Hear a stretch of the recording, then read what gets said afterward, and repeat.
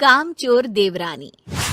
एक बार की बात है, सुषमा अपने पूरे परिवार के साथ खुशी खुशी मोहन नगर में रहती थी। उसकी 2 बहुएं थी, पल्लवी और शिवानी। एक दिन दोनों बहुएं रसोई में काम कर रही होती है कि तभी उनकी सास सुषमा उन्हें बुलाती है। अरे बहू, जरा इधर तो आना। शिवानी, जरा जाकर देखना सासू माँ क्या कह रही हैं। दीदी, आप ही देख लो ना जाकर, आपको भी तो सुनाई दे रहा है। अरे मैं आटा गूंद रही हूँ ना, तुम चली जाओ। हाँ, तो मैं भी तो सब्जी काट रही हूँ ना दीदी। अरे बहू, जल्दी आओ। ओह, ये तो जाएगी नहीं, मैं ही जाकर देखती हूँ कि क्या करना है। पल्लवी सुषमा के कमरे में जाती है। जी मम्मी जी, क्या हुआ? शाम को घर पर कुछ मेहमान आने वाले हैं, तो तुम अच्छा सा खाना बना लेना बहू। ठीक है मम्मी जी, आप बता दीजिए क्या क्या बनाना है और कितने लोग आ रहे हैं। सुनील की मौसी जी और उनका पूरा परिवार आ रहा है। कुल मिलाकर 3 लोग और हमें मिलाकर हुए 9 लोग। तो अभी से ही तैयारी करना शुरू कर दो। और हाँ, घर की सफाई भी कर देना, हाँ, अच्छे से। जी मम्मी जी, सब काम हो जाएगा, आप चिंता मत कीजिए। पल्लवी शिवानी को घर में मेहमान आने वाले हैं इसके बारे में बताती है। क्या? 9 लोगों का खाना बनाना होगा, घर की सफाई करनी है?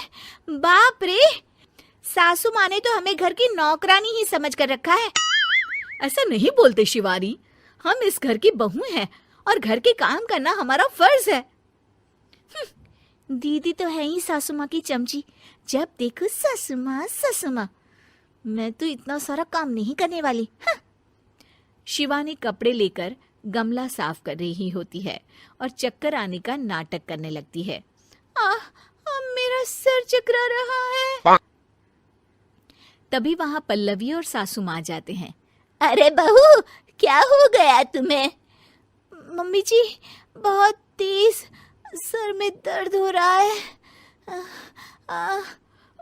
तुम एक काम करो शिवानी, आराम कर लो। नहीं नहीं दीदी, घर में मेहमान आने वाले हैं, मुझे आपकी मदद करनी चाहिए। अरे कोई बात नहीं शिवानी, तुम आराम कर लो, मैं सब काम कर लूंगी। ठीक है दीदी, अगर आप इतना कह रही हैं तो आराम कर लेती हूँ। शिवानी आराम से अपने कमरे में मैगजीन पढ़ रही होती है। इसे कहते हैं आराम की जिंदगी। इतना सारा काम। चलो, सारा काम खत्म हो गया, शिवानी को देख आती हूँ। शिवानी अपने कमरे में ईयरफोन में गाने सुनते सुनते सो जाती है और उसके साइड में मैगजीन भी रखी होती है।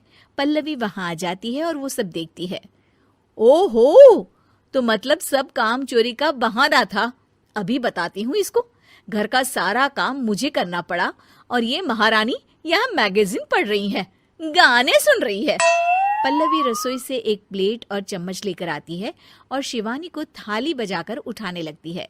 शिवानी अचानक से उठती है।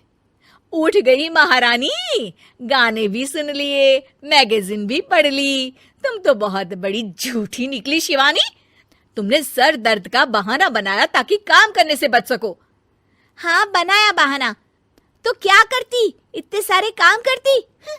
मुझे कोई शौक नहीं है चापलूसी का। क्या चापलूसी? तुम्हें लगता है कि मैं सारे काम चापलूसी के लिए कर रही हूँ? और नहीं तो क्या। तभी वहां सासू माँ आ जाती हैं। अरे बहू, वो लोग बस आने ही वाले हैं, तुम तैयारियां कर लो। जी सासू माँ, तुझे तो मैं बाद में देखती हूँ। सब खाना खाने बैठते हैं और खाना शुरू करते हैं। तभी सुनील की मौसी बोलती है। वाह भाई वाह, खाना तो बहुत ही अच्छा बना है सुषमा जी, एक एक चीज में क्या स्वाद है। ये सुनकर शिवानी मुंह बना लेती है। उसे अपनी जेठानी की इतनी तारीफ रास नहीं आती। आपकी बहुएं तो बहुत ही अच्छा खाना बनाती हैं। हाँ, बनाती तो दोनों ही अच्छा है, पर आज ना ये सारा खाना बड़ी बहू ने बनाया है। छोटी बहू की तबीयत ठीक नहीं थी, सो इसलिए। मानना पड़ेगा सुषमा जी, आपकी बड़ी बहू तो बहुत ही गुणवान है। पल्लवी की तारीफ सुनकर शिवानी को जलन होती है। पल्लवी ये सुनकर खुश हो जाती है और शिवानी की तरफ देखकर उसे चिढ़ाती है। कुछ देर बाद मेहमानों के जाने का वक्त हो जाता है। मौसी जी सबके लिए उपहार लाई होती है। वो सबको शगुन के पैसे देती हैं और अंत में पल्लवी के पास आती है। तुम्हारे लिए शगुन का लिफाफा तो है ही, पर बहू तुम्हें एक और उपहार भी मिलेगा इतना अच्छा खाना बनाने के लिए।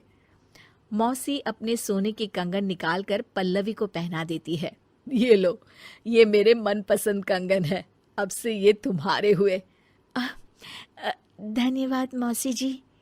ये देखकर शिवानी तो पूरी तरह से जल जाती है और गुस्से से रसोई में चली जाती है। तभी वहां पल्लवी आ जाती है और उसे अपने कंगन दिखाने लगती है। देवरानी जी, अब आपका सर दर्द ठीक तो है ना? मुझे लगता है कि अब सर दर्द शुरू हो गया होगा आपका।